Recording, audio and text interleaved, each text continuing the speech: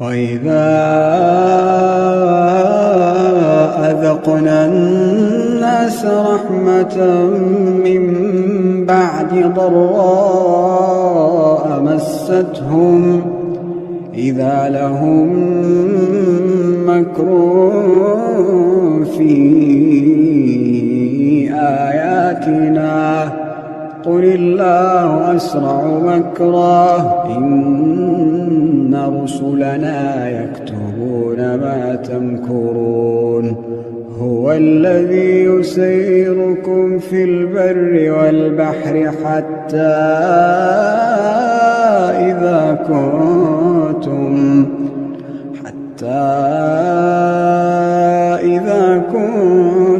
في الفلك وجرين بهم بريح